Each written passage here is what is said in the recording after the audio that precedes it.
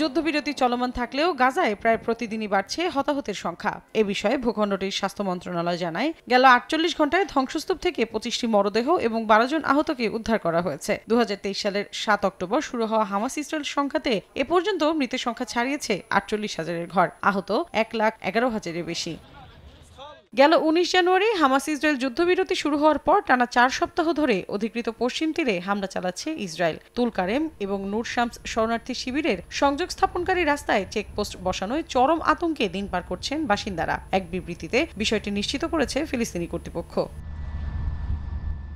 গাজায় এবার mobile phone এবং ভারী যন্ত্রপাতি প্রবেশে নিষেধাজ্ঞা দিয়েছে ইসরায়েলি প্রধানমন্ত্রী বিনিয়ামিন নেতানিয়াহু। এক বেনামি রাজনৈতিক কর্মকর্তার বরাত দিয়ে এ তথ্য জানিয়েছে সংবাদ মাধ্যম আল জাজিরা। এদিকে যুদ্ধবিরতি সত্ত্বেও গাজায় নিজেদের বাফার জোনের সীমানা বাড়াচ্ছে তেল আবিব। এক প্রতিবেদনে এ তথ্য জানায় যুক্তরাষ্ট্র ভিত্তিক একটি সংগঠন। জানা গেছে সেখানে নিজেদের উপস্থিতিরও জানান দিচ্ছে নেতানিয়াহু বাহিনী। এত ছোট হয়ে আসছে গাজার আয়তন। মারাত্মক স্থান সংকটের মধ্যে পড়ছেন ফিলিস্তিনিরা।